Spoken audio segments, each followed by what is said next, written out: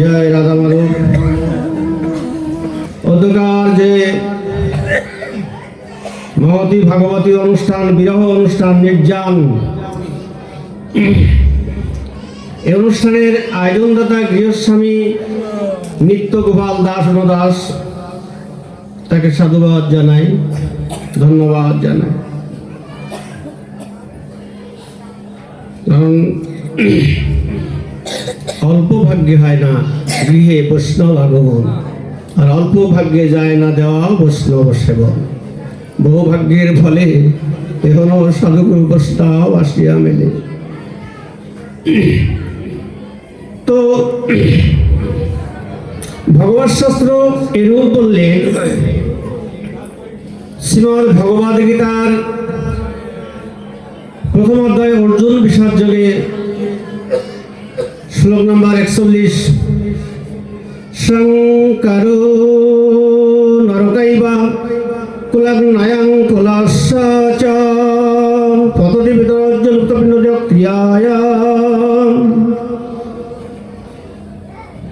অধর্ম তো কুলস্ত্রীগণ ভ্রষ্টাচারী হয়, আর কুলস্ত্রীগণ ভ্রষ্টাচারী হইলে সেখানে বর্ণ সংস্কার জাত হয়, আর বর্ণ সংস্কার জাত হইলে কুল নরকগামী হয়, আর সেই কুলে জলপিণ্ড লোপ হয়, প্রীতিপুরুষগণ নরকেই পতিত হয়। অতএব ভগবান সিদ্ধান্ত দিলেন, একমাত্র আমাদের পিতামাতার বিয়োগ হলে বৈদিক সিদ্ধান্তে বিশ্ব বৈষ্ণব মতে ওই 10 দিনে দশক্রিয়া দশপিণ্ড, 11 দিনে শ্রাদ্ধ। এবং এই 11 দিনের শ্রাদ্ধ নিয়মটা আমি ব্রাহ্মণ, আমি ক্ষত্রিয়, আমি বৈশ্য, আমি শূদ্র এরকম না, কারণ এরকম ভাগ ভাগ করা নেই। 11 দিনের শ্রাদ্ধ নিয়মটা সবার জন্য, কারণ বাউনের জন্য যদি 11 দিন হয়, আপনার আমার জন্যও 11 দিন সিদ্ধান্ত, তার উপরে কোনো সিদ্ধান্ত নেই, 11 দিনই শ্রাদ্ধ করতে হবে।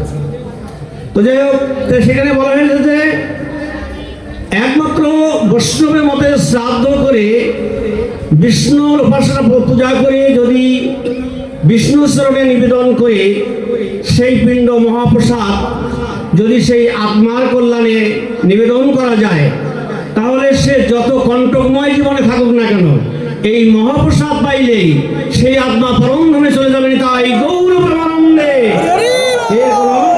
নাই।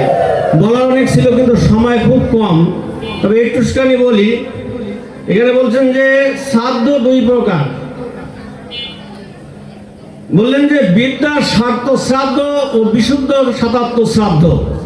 বিদ্যা স্বার্থ শ্রাদ্ধ মতে কৃতিকে প্রেতে সাজানো হয় এবং তাকে অভোজ্য অমেদ্যাদি ভোজন করানো হয়, আর বিশুদ্ধ শতাত্ম শ্রাদ্ধে শ্রাদ্ধ বিধান অনুসারে শ্রী ভগবানের নিবেদিত মহাপ্রসাদান্ন প্রসাদ গ্রহণ করানো হয়। অতএব মানে প্রাকৃতিক ভোজন আর পরম ভোজন। যখন বাউন মতে শ্রাদ্ধ করা হয়, এখানে বাউন ব্রাহ্মণ দুটো শব্দ।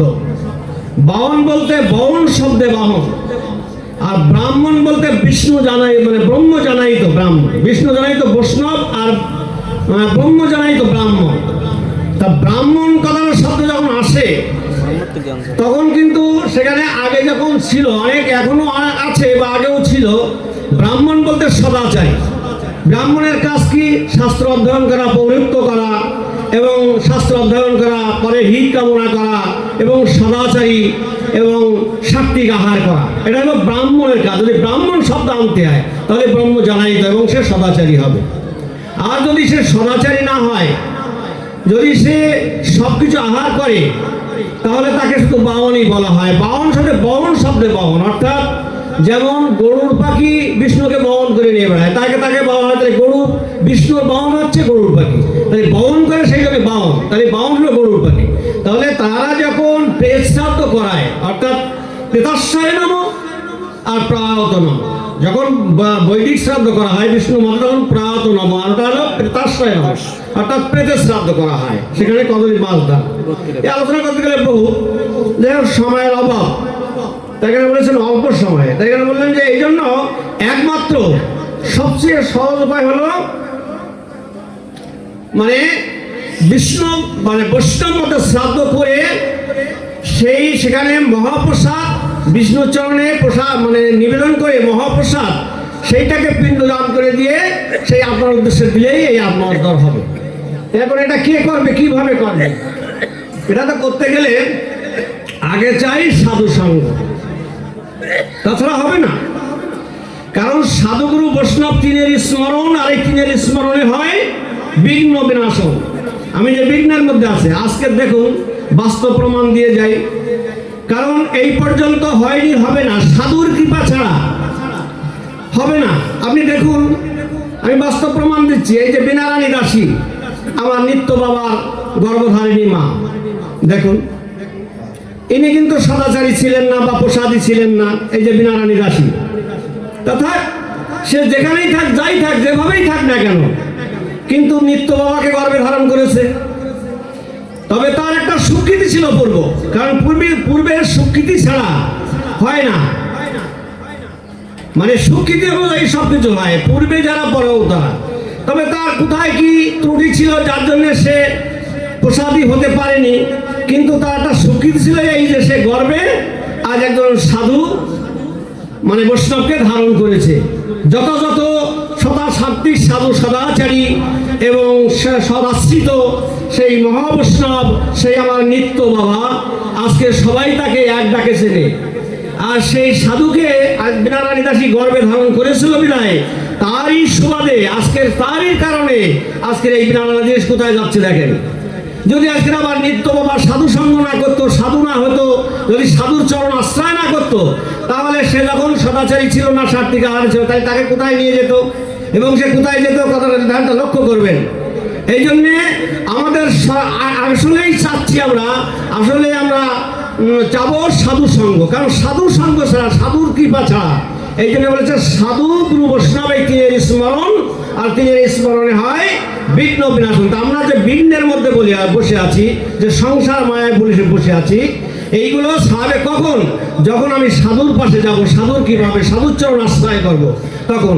তাই আজকে দেখেন এই বীণারানী দাসী যদিও সে সদাচারী ছিল না, বা তার একজন সহদার ভাই আছে, যদিও সে প্রসাদী হতে পারেনি, তারপরও তার মাকে আজকের ভাইয়ের কারণে, ভাইয়ের সঙ্গে পড়ে, সাধুর সঙ্গে পড়ে, সবাই মিলে একসঙ্গে একচোটে সেই বীণারানী দাসীকে আজকে সেই বৈষ্ণবীর মতো শ্রাদ্ধ করে সেই পরম মহাপ্রসাদ তাকে দান করিয়ে আজকে তাকে পরম ধামে পাঠিয়ে দিল আমার নিত্য বাবা। শিওর সিদ্ধান্ত, এই সিদ্ধান্ত গ্রহণ অটুট থাকবে, সে অবশ্যই পরম ধামে পৌঁছবে, এর কোনো সন্দেহ নাই, সন্দেহ নাই। রাধে রাধে। তো যাই হোক, অল্প পরিসরের ছোট্ট একটা দিয়ে বিশ্রাম দেয়। অনেক বলার ছিল এই সম্পর্কে, আমরা আত্মসম্পর্কে আমার বাবা বলেছে, তবে আর একটু ক্লিয়ার করতে হতো আত্মা সম্পর্কে, তা আমি এর সময় নাই। তো দেখুন, আজকে যেমন আমার নিত্য বাবার মাতৃবিয়োগে মা দেহ রেখেছে, এরকম ছোট্ট একটা বালক তো খুবই ধর্মপ্রিয়, মানে সে ভূমিষ্ঠ হওয়ার সঙ্গে সঙ্গেই সে ধর্মপ্রিয় হয়ে গেছে। তাহলে দেখেন পূর্ব স্বীকৃতি, মানে হয়তো বা অল্প দিনের জন্য সে বেঁধে আবার ব্যাগে এসেছে, মর্তধামে এসেছে। কারণ একথা অর্জুন জিজ্ঞাসা করেছিল গোবিন্দর কাছে, হে গোবিন্দ, বলছে যারা ভজন করতে করতে, ভজন পথে চলতে চলতে হঠাৎ স্লিপ করে, পিছলে পড়ে যায়, পা পিছলে যায়, তাদের কিরূপ গতি হয়? অর্জুন জিজ্ঞাসা করলেন গোবিন্দর কাছে। তা অর্জুন জিজ্ঞাসা করছে কেন? না, অর্জুন জিজ্ঞাসা মনে করে সবার জিজ্ঞাসা এটা। তা বলছে যারা ভজন করতে করতে মাঝপথে যে স্লিপ করে তাদের কিরূপ গতি হয়? তখন গোবিন্দ বললেন, দেখো পার্থ, হে অর্জুন, তারা ওইখানেই থেমে যায়। যদি সে ভজনীয় হয়, ভজন করতে করতে মাঝপথে যে স্লিপ করে, তাহলে তা সে আর নিচে মানে ব্যাগে আসে না, ওখানেই থেমে যায়।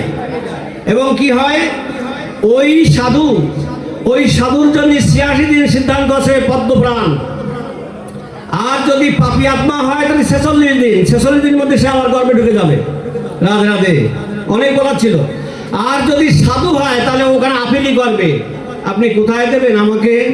আমি তো ভজন করতে করতে স্লিপ করে গেছি, হয়তো আমার দুর্ভাগ্য, কিন্তু আমি যেমন তেমন গর্বে তো যাবো না।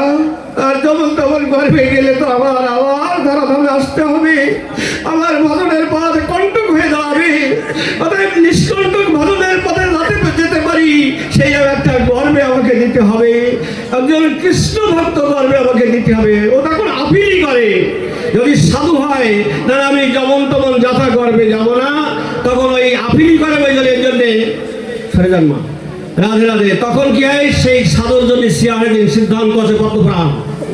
তো এইবার তখন গোবিন্দ চিন্তা করে তাও তো ঠিক, কারণ ভক্তাদিন আমি ভগবান, ভক্ত যখন ভগবানের কাছে নয়ন জল সে দিয়ে জানাই ভগবান তখন ওই ভক্তের জন্য করুণা করে। কি করে, তাহলে একটু অপেক্ষা করো, আমি খোঁজ দিচ্ছি, সেরকম করবো।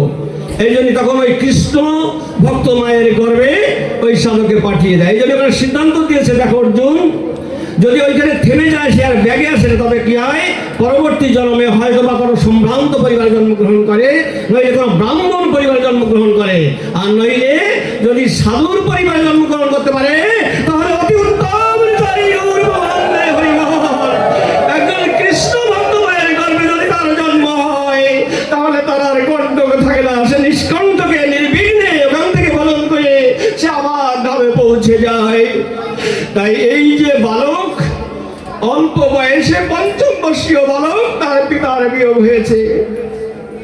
পিতার যখন বিয়োগ হয়েছে, এই পঞ্চম বর্ষীয় বালক গলায় কাপড় দিয়ে সাধুর কাছে যে আমন্ত্রণ করতেছে, সাধু বাবা আমার পিতা দেহ হয়ে গেছে, আমার সৎ মা সদবা, আপন মা বিধবা, আপনাদের সোলানা নেমন্ত্রণ রইল, যাবেন। কি বলে গেল এই বালক, দেখুন পঞ্চম বর্ষীয় বালক, পিতা দেহ হয়ে গেছে, পিতার বিয়োগ হয়েছে, তাই গলবস্ত্র দিয়ে সাধুর কাছে কৃপা চাইছে। বলছে আমার সৎ মা সদবা, আপন মা বিধবা, আপনাদের সোলানা নেমন্ত্রণ রইল, যাবেন। বলে বালক চলে গেল। সাধু ভাবতে লাগলো, কি বলে গেল এই বালক, এতটুকু তত্ত্বজ্ঞান তো আমার ভিতরে জন্ম হয়নি, আমি শুধু সাধু হয়েছি। তার দুই বিয়ে নাকি, তার বাবার কি দুই বিয়ে, তার সৎ মা তার আপন মা, দুই মার কথা বলে গেল, সে কি তো বুঝতে পারছি না। দেখো সংশয় জেগেছে, যখন সংশয় জেগেছে ওই সাধু আবার আর এক সাধুর কাছে গিয়েছে, বলছে আপনার নিমন্ত্রণ হয়েছে নাকি? বলে হ্যাঁ আমাকেও তো আমন্ত্রণ করে গেল, কিন্তু ওই ছোট্ট বালক, পঞ্চম বর্ষীয় বালক, সে ছোট্ট বালক একজনের সহযোগিতা এসে সে তার ধারে এসে সঙ্গে করে নিয়ে এসে এই কথা নিমন্ত্রণ জানিয়েছে। কিন্তু আমিও তো ভাবতেছি না না কি বলে গেল এই বালক, এ কোন তত্ত্ব, কি তত্ত্ব, কেন এরকম বললো যে আমার সৎ মা সদবা, আপন মা বিধবা, সোলানা নিমন্ত্রণ রইল, যাবে। তাহলে এখন এই তত্ত্ব না জেনে তো আর সেইখানে পৌঁছানো যাবে না। এবার কোথায় যেতে হবে তত্ত্ব জানতে গেলে? সাধুর ধারে যেতে হবে। কে সাধু? না যিনি গুরু তিনি সাধু, তিনি বৈষ্ণব। এই জন্য বলছে সাধু গুরু বৈষ্ণব তিনের স্মরণ, আর এই তিনের স্মরণে হয় বিঘ্ন বিনাশন। তখন কি করলেন? সাধুর কাছে গেলেন, সাধুর কৃপা, আর তার গুরুর কাছে গেলেন। বলে বুঝলেন না, তত্ত্ব জানো। এই জন্যে বলেছে আগে তত্ত্ব জানো, আর তত্ত্ব জানতে গেলে মরে যেতে হবে, মরে গেলে তথ্য জানা যাবে, আর তত্ত্ব জানতে গেলে এই সবাই আসতে হবে, এই সাধু সবাই। রাধে রাধে। সাধু সঙ্গে আসতে হবে, সাধুর সঙ্গে আসতে হবে, সাধুর চরণ আশ্রয় করতে হবে, তবে তত্ত্ব জানা যাবে। তাই তখন বললেন যে ওর সৎ মা সদবা, আপন মা বিধবা, মানে যে মা সৎ, যে সতের আশ্রয় করেছে, সৎ গুরুর চরণ আশ্রয় করেছে, চৈতন্য গুরুর চরণ আশ্রয় করেছে, ওই মা সৎ মা, ও মা বিধবা হয়নি। ওর গৃহ স্বামী চলে গেলেও জগৎ স্বামী তার অটুট আছে, সৎ মা। আর যে মা সংসারে শুধু আমার আমার করে গেল, স্বামী চলে গেছে, যাক কোনো তার চিন্তা নেই।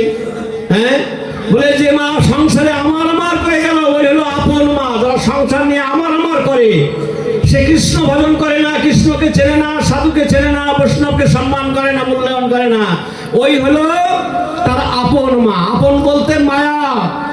হ্যাঁ, সংসারের সুখ হলো চুলকানি সুখ। রাধে রাধে। সংসারের সুখকে তুলে নেওয়া যায় না। সংসারে মনে মনে মনে হয় কি এইবার সুখ হবে, এইবার সুখ হবে, কিন্তু সংসারের সুখ কোনোদিন কেউ তুলে নিতে পারেনি, আর হয়ও না কোনোদিন। ওই যে আয়নার ভিতরে এক হাজিরের ফেস দেখা যায়, আমারও ফেস দেখা যায়, কিন্তু ওর ভিতর থেকে নেওয়া যাবে, দেওয়া যাবে। আমার অনেক সময় আয়নায় যেরকম চুল মানে মাথার চুলটাকে সাইজ করি না, কিন্তু ওর ভিতরে যাই কি সাইজ করা যাবে, আর ওই এটা কি করা হবে, তাহলে ওটা নেওয়া যাবে না। কিন্তু সংসারে দেখা যায় যে আমার এইবার সুখ হবে, এইবার সুখ হবে, কিন্তু সংসারের সুখ কেউ কখনো তুলে নিতে পারে না, আর হাতে ধরে নিতে পারে না, আর পায়ও না। আর সাধুর সঙ্গে আসলে, আর সাধুর কৃপা হলে যথাযথ সুখ সে অনুভব করতে পারে, আর এই তত্ত্ব জানতে পারেনি। তাই গৌর প্রেমানন্দে হরি বল, হরি বল, জয় রাধে। ছোট্ট একটা উপাখ্যান দিয়ে এখানে বিশ্রাম দিলাম। এর পরবর্তী, কারণ আমার সময় খুব কম, এই জন্য আর বেশি আলোচনার সময় হলো না। আর অনেকে আরো অনন্ত বাবাটাও আছে, যারা এখানে বিশ্রাম। জয় রাধা।